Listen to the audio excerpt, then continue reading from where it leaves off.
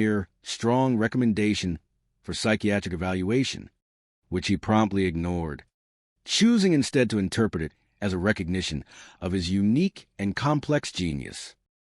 Well, the laundry's in pretty fair shape, Commander. Jawbreaker had conceded dryly before departing, his tone devoid of warmth, though I noted a faint smell of pineapple rum emanating from the linen supply. I expect you to. Address that with extreme prejudice. McGinty, and perhaps ensure your personnel records don't mysteriously sprout references to tropical, interpretive dance troupes, or performance art. My office will be expecting a full report by Monday morning. He had left Finn with a list of tasks that would keep his crew busy for weeks, all designed to instill discipline and remove any lingering theatrical inclinations.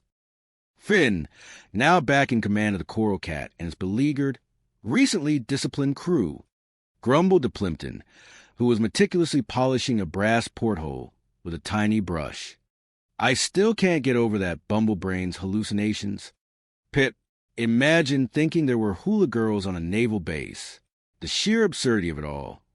He paused, a wry smile playing on his lips. Though, to be fair, they were rather convincing hula girls. Spex's hip movements were particularly fluid. Plimpton, nervously clutching his ever-present clipboard, nodded. Oh, I know what you mean, sir. Yes, sir. War does terrible things to a man's mind. Yes, sir, such as the nature of extreme stress, and, in the Commodore's case, advanced paranoia. I'll write that Sweden motor pool a strongly worded memo about oil stains on the uniform, sir. He meant the base motor pool. Plimpton's grasp of geography was, at best, tenuous, often confusing Sweden with southern sector. Suddenly, a triumphant cheer erupted from outside the office, followed by the distant sound of banging and metallic clatter. Bumble's head shot up, his ears twitching like a bloodhound. If I can crawl to the Admiral on my hands and knees and get myself reinstated after that fiasco, then something must be afoot. Chippy, Myrtle. Hey, Myrtle, get in here. Boy, it's cold in here. I feel a draft. A cold, insidious draft of inefficiency. Myrtle scurried in, looking like a startled meerkat, clutching a stack of freshly laundered towels to his chest. Yeah, well, here, sir. Wrap these around you. They're extra thick, sir, and surprisingly absorbent. He offered them nervously, almost like an offering to an irritable god. Oh, sorry, Myrtle. Bumble barked, swatting the towels away. We don't wear grass. You know, that's for savages. Never mind. Are the hula girls home now?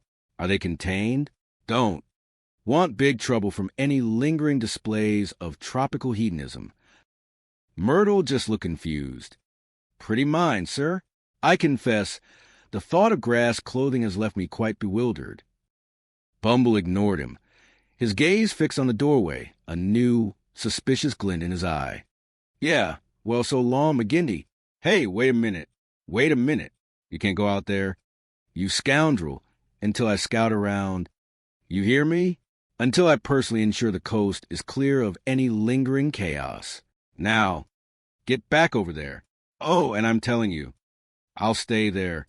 Come on out of those bushes. I know you're in there, you tropical hooligans. He began to stalk menacingly toward a clump of particularly dense hibiscus bushes outside his window, peering intently into their shadowy depths, convinced he heard illicit giggling. Suddenly, a large, scaly, green snout emerged from the bushes, followed by two beady, intelligent eyes. It was a rather impressive alligator, its leathery skin glinting in the harsh sunlight, its gaze surprisingly serene. Bumble froze mid-stride, his jaw dropping so far it threatened to unhinge. Hey, sailor, what are you doing sneaking up on an officer like that? What is your rank? Speak. Man, he squawked, utterly perplexed by the creature's unexpected appearance. The alligator merely blinked slowly, a deliberate reptilian movement, then let out a low, satisfied hiss, exhaling what smelled faintly of digested fish.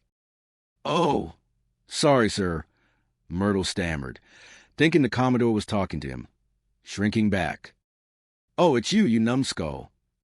Bumble whirled around to face Myrtle, his attention suddenly shifting, his rage instantly redirected.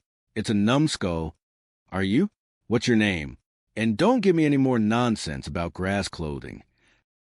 Myrtle flinched, straightening up. "Bumbleton, sir. Captain Bumbleton. Your Lord and Master Bumbleton." Bumble snarled, triumphant. "Yes, sir. Oh, I'm sorry, sir. My apologies. Boy, old iron-jawed Jawbreaker sure was rough on you. His tongue was like a razor whip. Busted you all the way down, huh? Reduced you to seaman second class? Well, if anybody gets busted around here, it's going to be you, McGinty. Right in the snoot that you get busted. Where are the girls? Myrtle? The hula girls? Where are they? Where? I want concrete answers." Myrtle, utterly lost in the maelstrom of Bumble's accusations, pointed vaguely towards a now empty air raid shelter, his hand trembling. "I don't know, sir. They seem to have, dematerialized, sir." "Oh!" Bumble, in a fresh paroxysm of rage, grabbed Myrtle by the lapels of his uniform, shaking him vigorously. "Now, get your hands off of me, you nitwit, you imbecile. No girls." "Huh, I know what I saw. I see that girl, Myrtle, that one right there, behind the palm tree. You'll get in there. You'll be with your hands for this burger. I remember that. Admiral, I've been hanging on the laundry shack all morning, enduring unimaginable torments. You, Admiral, what in blazes, sir, are you ignoring my pleas?" At that moment, Admiral Jawbreaker's Jeep, having completed its final pass of the base, returned, pulling up with a sudden, authoritative crunch of tires on the gravel, stopping directly outside Bumble's office. Jawbreaker himself looked grim, his granite jaw even more rigid, and his aide, Lieutenant Kreider, looked merely exhausted, his uniform now sporting a suspicious grass stain.